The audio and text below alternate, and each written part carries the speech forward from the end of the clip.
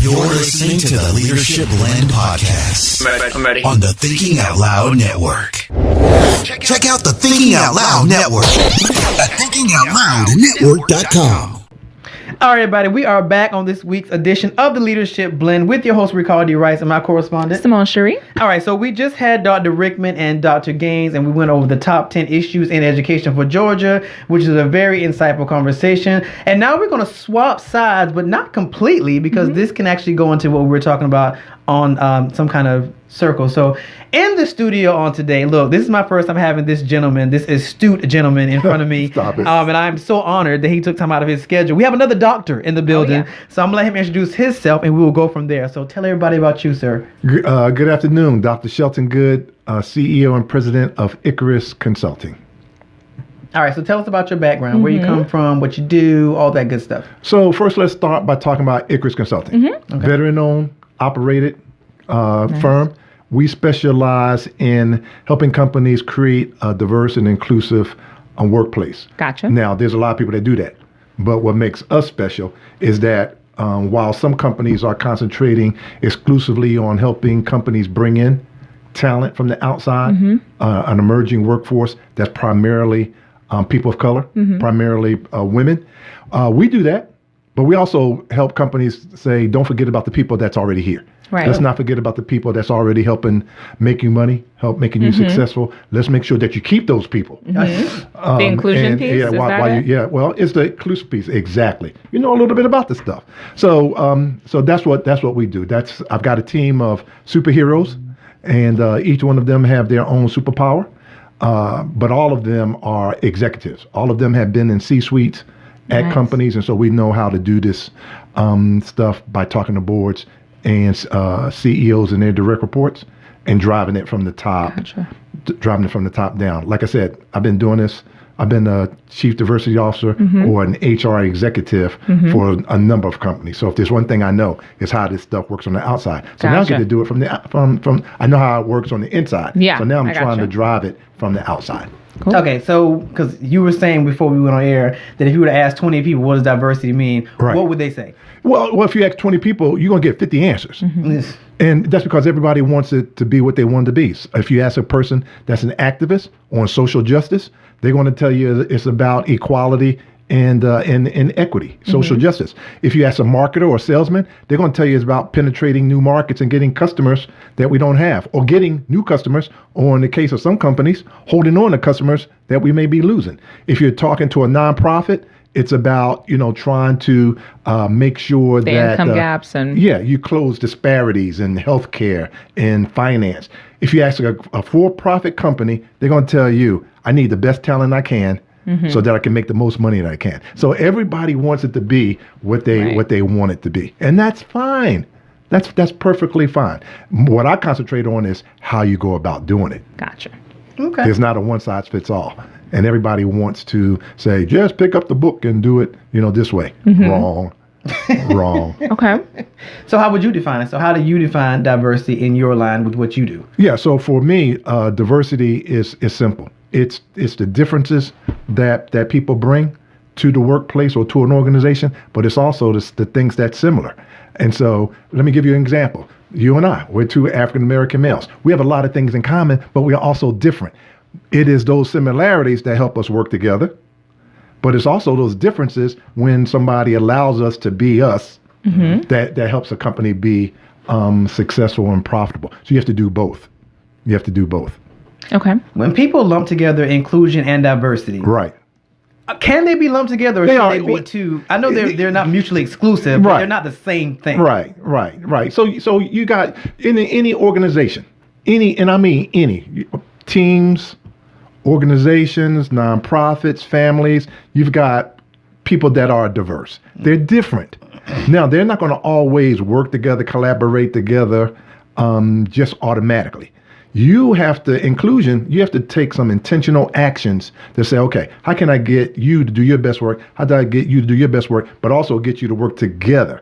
And so it's inclusion is making sure this is a good way. And I'm sorry for using sports analogies, but with the passing of Kobe, prayers out to his family and loved ones. And he's from Philly, by the way, where I'm from. So Eagles fly, baby. He's right on my mind. Actually played basketball against his father in high school. Think about a team. Everybody has to have a uniform. Mm-hmm. Everybody has to know what their position is. Mm-hmm. Everybody wants to get on a court. Yeah. Now, when you get on the court, I need you to do what it is that you're supposed to do. But you're only going to do that if you feel a part of the team. And if you get out on court, it's like, look, I don't get rebounds. I shoot 3 points. So let me shoot. So if I throw up a couple of 3-pointers, don't be yanking me off the court. That's what I'm supposed to do. I'm not supposed to be diving on the floor and stuff like that. People have to feel like I'm a part of the team and once you put me in the game, I'm going to be able to do what it is that I do. That's where people missing the ball. They hire you out of school. They give you a nice little signing bonus. Then they come and they say, sit down and shut up until, if I want a good idea out of you, I'll come and ask you. And then that person sticks around for a little while to see if anything's going to be different. Then they leave, but they just don't leave. They go on Glassdoor. They say, hey, you may not want to go to work for X or Y or Z. Mm-hmm. So and I'm sharing this because a lot of the people at the top of an organization don't understand how things work today. They think if I hire you, I give you a good salary, I give you a good bonus, what else do you want? Mm-hmm. And people coming to work today, they want a lot more. So do you think that boils down to the generation differences, baby boomers versus X, Y, millennials? Some of it. Some of it. I hate this, stereotype and, give labels to people. I'm a father of 2 millennials. They are nothing like millennials. My 2 sons, they're both active duty military. They're nothing like millennials. Mm-hmm. But it's a lot of it. But I would say it's a lot of the fact that it's just easier to just treat everybody exactly the same. Cookie cutter. It's easier. I don't have to do any work. I don't have to think. Mm-hmm. I don't have to adapt. I don't have to flex. I just have to show up and, hey, you got on a uniform, whatever. And that's what it's hard work. It's harder. And that's what's different. Before, in years past, people, there was a belief that as long as you paid people well, gave them a safe, secure place to work, it didn't make a difference how you treated them. They were going to stick around until retirement. That's not the world we live in. Mm-hmm. So it's just not a lack of understanding based on generations. It's a lack of understanding because some leaders are just lazy. They just don't want to adapt to change. I didn't expect you to say that. I know you didn't. I did not expect you to say that. I figured that the generations will play a factor into it. Well, it is. It's easier. It's easier for people like me to blame it on millennials. Oh, it's their fault. Most time y'all do. Yeah. And guess what? I get a lot of feedback from my sons and my daughter about, we ain't the problem. It's really not. Or who's raising millennials? Yeah. We've got the talent. We just want to contribute. But why do I have to sit at a desk 8 hours a day when I can work from Starbucks? I can work from home. I can do more on a MARTA train than you can. You work and then you come home and then you work some more. Mm-hmm. So I'm the last one that's going to say blame it on the emerging workforce. It's a little bit of everybody. It's a little bit of everybody. But the people that's at the top that's currently still running Fortune 150 companies are still I say, let's just put it like this. They have the most opportunity to learn and to grow. So yeah, and that's what I tell CEOs and boards when I talk to them. Okay. Caught you off guard with that, didn't I? You did. I expected to see some wow factor and to find out that people just think you're lazy. That's really I did not expect that. What about just unimaginative? Because I do feel like to a certain extent there's just a way in which people believe things ought to be. And I don't know that that's just generational. I think it also may be certain just types of personalities and maybe even certain industries, especially really maybe tax, maybe accounting, maybe certain industries where people are just a little less creative. And I think it even extends to government. Like we talked about this before with the human resources side or the job seeker side and how people believe that for a certain role you should have ABC, specific. They don't really have the imagination to say, well, You've not worked Right. at this particular sort of product company before. Like you haven't worked Right. for a software company before. Right. But maybe you've worked on the hardware side. Maybe you have some, but it's like Right. whether it's for reasons of ATS or reasons of just the people responsible, they don't really necessarily see applicable talent all the time. But you know what? The pendulum is swinging the other way. You're going to see things are being balanced out because of talent, because of the shortage of talent. So remember, you guys, it wasn't that long ago, just a few short years ago, you had to have this degree Right. to be a programmer. You had to be this degree to be a coder. Not anymore. Yeah. Look at the number of organizations that have announced, if you can code and you can show us Yeah, that you can come code, on. the Yeah. fact that you don't have a certain engineering degree from a certain school, they can't afford it anymore. Now it's about talent. Look at the announcement that Goldman Sachs just made. Goldman Sachs said, we're not taking companies public that don't have diverse boards. You didn't hear that stuff before. Do you think they've been enlightened? They finally looked at the data and the research that we've been telling them for years, that if you don't have diverse leadership and you don't have diverse boards, you're not going to be as profitable as your competitor. You're missing out. So Goldman Sachs, I mean, this company is what, $1 trillion? They're saying we're not going to take companies public if you have an all-male white board. Really? Yeah, they didn't just do that out of some largesse or some, whatever. That's the bottom They line. did that. Come on, this is Goldman Sachs. Okay. Yeah, this is, and again, I saw it with the military. The military for years. If you was in the military and you were anything other than heterosexual, it was considered a threat to good order and discipline. Right. Now, not only have they moved past don't ask, don't tell, but they've gone all the way to the part of transgender. Right. And even when the current administration tried to reverse it, they found out we can't. If you can fight, if you and you're willing, and you're willing to take a bullet, My God. then guess what? Here's we'll take you. Again, this is not some great enlightenment. They're coming to the realization that the talent. Are you really going to pass up on a person that can do the job and is willing to do the job under the conditions that you're asking them to do the job, and you're going to pass on that person? So the talent, that's where we're at, literally. So we're at productivity. It doesn't matter who can get the job done as long as it gets done. Yeah. Is what it is. Yeah. This is much more optimistic than the last segment. Yeah, I think. Come on. I mean, did you not hear the story? There's a couple stories again with Kobe's passing, but there was a story before that. The big story was that is it time to have your first female play in the NBA? I mean, guys, we're moving. I know it seems like we're moving at glacial speed, but we are making the leaps that people are even willing to have a conversation to discuss.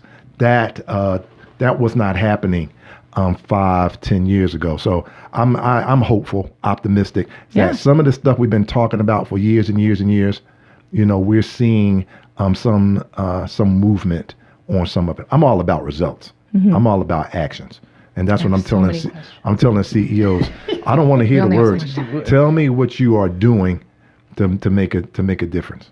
So I guess that's my question, because you've been in this and you've seen it definitely from the corporate side. Right. So is this change because it's necessity, or is this change because they're out of options at this point? Necessity. They're not out of options. There's always the options that if you want to make $1 less, that's always an option. Nobody wants to take. They're not going to do They're that. going to do that. They're not gonna do that. But it's necessity, and it's in.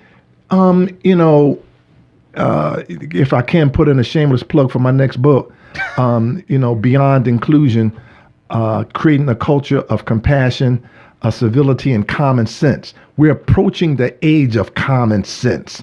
We are. It may not appear like it. No.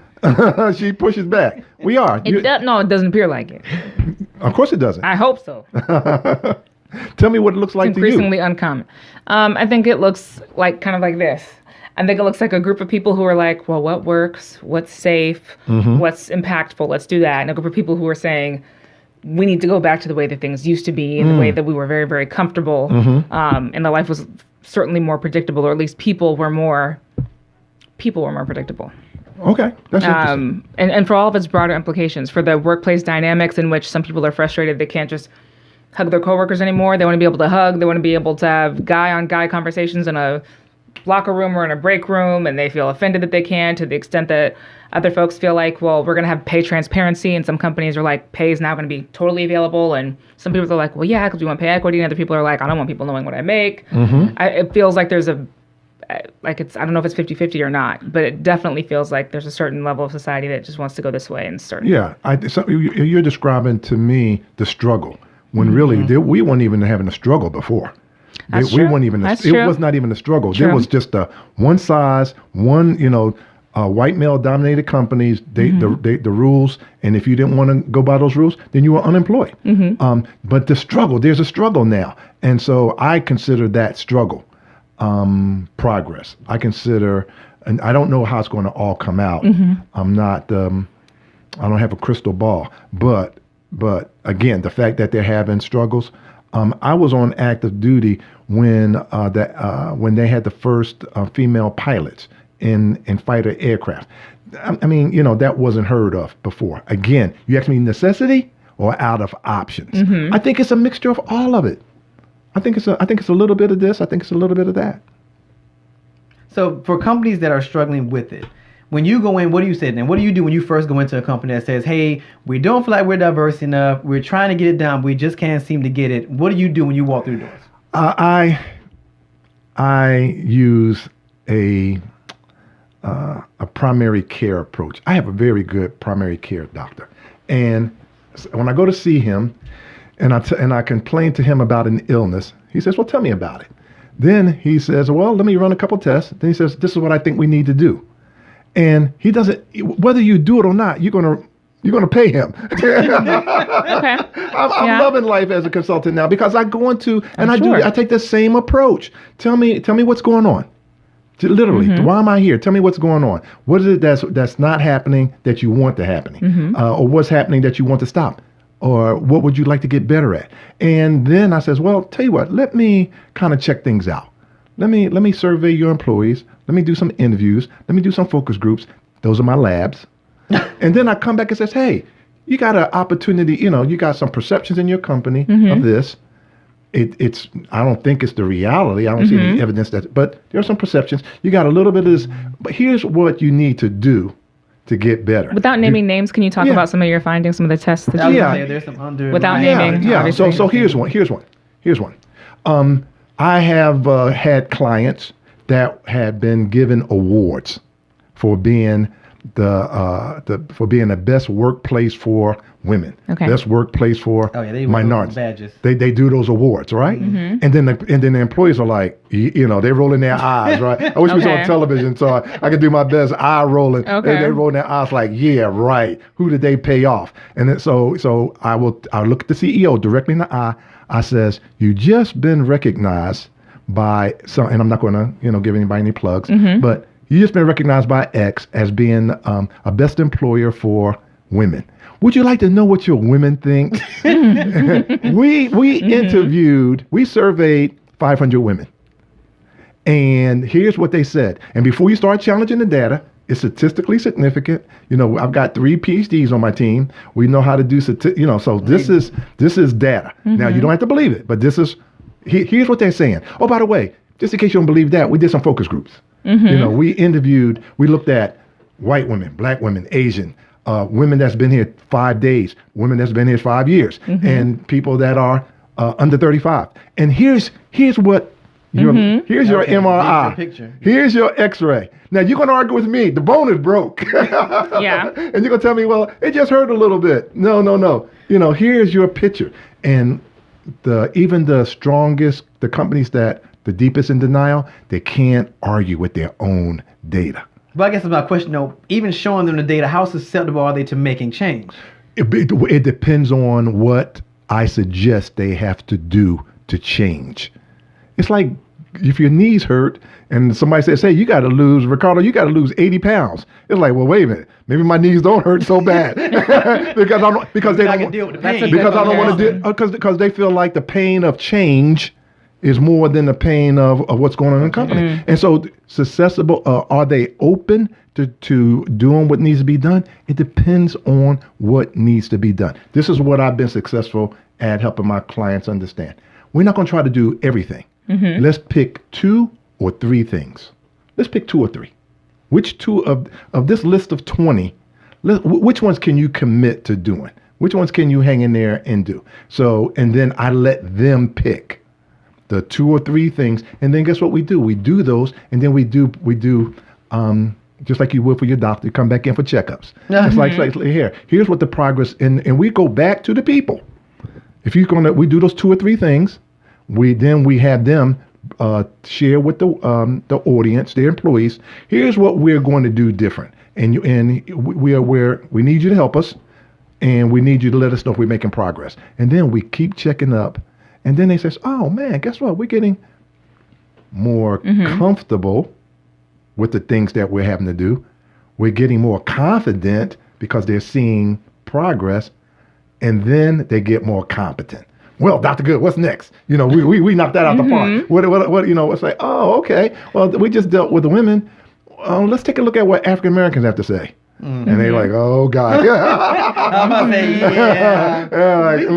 So it's a marathon. It's not a sprint. I have a really good question before you move on from there, because you're talking about kind of dissecting things from the top down. Right. And the tone is set from the top. Right. But that brings me to the question of like flatter organizations and this new trend that I feel like, not even a new trend, but there's definitely some groups and some sectors where it's more common that there are less levels. Yes. So, I'm wondering if you can ever bridge that ignorance gap between, a C-suite person thinking that they know exactly what's going on and that eye roll. Like, is there ever a way to just make it flat enough that at least people aren't shocked when they... Yes. So here's a secret recipe. I got to sway you to we got to take 8 oaths and have you sign 20 documents, but no, not really. What we help them do is deal with things so that they understand that at the end of the day, this comes down to how one manager treats one employee. Okay. And we break it down that at the end of the day, we may do a lot of things, but we say, you're going to judge the company and whether or not things are getting better by how, if I'm your manager, how I'm making your life every day. Am I helping you? Am I helping you grow? Am I helping you learn? Or am I just making a challenging job just that much more difficult? Or worse, taking a job that you can do with your eyes closed and then making you have to do that work under such stupid conditions. That's just like, you know what, I'm gonna go someplace else. And so, that's where the change. And at the end of the day, when we go back with that checkup, that's what we are telling them is we go back and say, 50% of the people, when we ask them, do you trust your supervisor? Is your supervisor treating you with respect? Do you feel valued here? 90%, we give them a number. And we're looking for 65% or more to say that I agree or strongly agree that my supervisor's treating me better or whatever. And so it comes down to how you're being treated. Now, we do start with the CEO because we tell them, you know what, when a person is going through it at work, they assume that you know or should know what's going on. And I know it doesn't make a difference. The company is 100,000 or 100. They assume that the person at the top, and this is how you say, well, why is that, Dr. Goode? Because they assume that my manager's manager knows that I'm going through it. My manager's manager's manager knows that I'm going, people know. And so it may not be fair, but that's the way people perceive their everyday work life. Gotcha. So for companies that are not for profit, right, would you give the same advice? I would. We're still talking about, at the end of the day, we are still talking about, does the employee, does the worker feel respected? I don't care what their difference is. Or more importantly, because of their difference. Do they feel respected? Do they feel valued because of their expertise? That's what you hired them for. So do they feel as though you're allowing me to play my game? Are you allowing me to contribute? And do I feel like I belong? Do I feel, and then, because when you put all those together, that's when people do their best work. Other than that, they'll just show up, they'll go along, and they'll go online, and they'll start filling out resumes on your clock, and you're still paying them, and it's no doubt in my mind, you get two really engaged employees that feel valued, respected, that they belong. They can do the work of 4 or 5 people It happens every day. And you see it in your fraternities, sure. your sororities, at church functions. 20% of the people do 80% of the work. Whenever you need something done, it's always the same 20%. You know you can count on. Hey, we gotta do a fundraiser. We gotta do this. Go to church. Look at your sororities, fraternities. It's the same thing. It's always the engaged people. That's why I hate group projects. Carrying the weight. Huh? That's why I hate group projects. Yeah. I used to. I had to learn how to. They made us learn in the doctorate program, so I had to learn how to work in groups. It's not my favorite thing to do, but I've learned how. Yeah, because in the work world, you're going to be working on groups, on teams, and stuff like that. You can't produce the best results. Unless you're a solopreneur. I do have one question. I do have just one question, because I know we're about to run out of time. But what about we were talking in the last segment about people who end up in positions of authority, and sometimes that's just like a natural progression because it's historic. That if you're great at this, let's make you manager. Yes. Are a lot of people in those positions that you're consulting, should they, in your own opinion, no, not naming names, do they really have the skill set to be there in the first place? In leadership. In leadership, I don't know. The answer to your question is I don't know. But I will tell you this. As a part of that assessment that we talk about, we tell, you say, are they open to change? One of the things I do tell a CEO, we're going to find out what's going on. And it could be, you may have some people that may need to go. Are you willing and prepared to do that? I said, well, Dr. Goode, bring me back the data first. Bring me back the evidence, and then we'll take it from there. But I have worked for clients where we had to take some people out of leadership that they just should not. They were very, very good at what they did, CFOs or whatever, but they had to go for a number of different reasons. Yeah, they have to go. And so I can give you millions of examples, but yes, some people should not be in a leadership position. Now, what I always try to do, and I tell the CEO, we're not going to just go in and we're not here to get people fired. In fact, if you're willing to pay us, we will coach the person. We will help the person. We'll do everything we can. But when we come to you and say, we've done everything we can, you need to make a decision. And then at the end, it's up to the organization to do what's in the organization's best interest. All right. All right, everybody. I think that's a good place to end. So I'm going to leave it there. All right, bye. So there we have it from the good doctor. Any final thoughts? I don't want to not give you any final thoughts to those companies that are smaller companies that are struggling with diversity, inclusion, retention, all those good things? Yeah, my thing to them would be, don't try to do everything.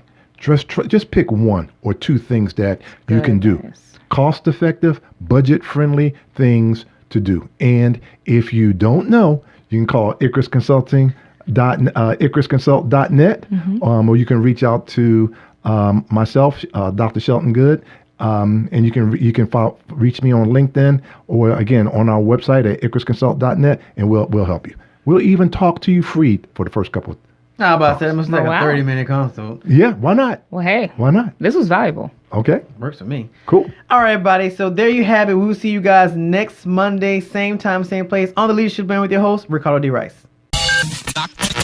You're listening to the Leadership Blend podcast. I'm ready. On the Thinking Out Loud Network. Check out the Thinking Out Loud Network at thinkingoutloudnetwork.com.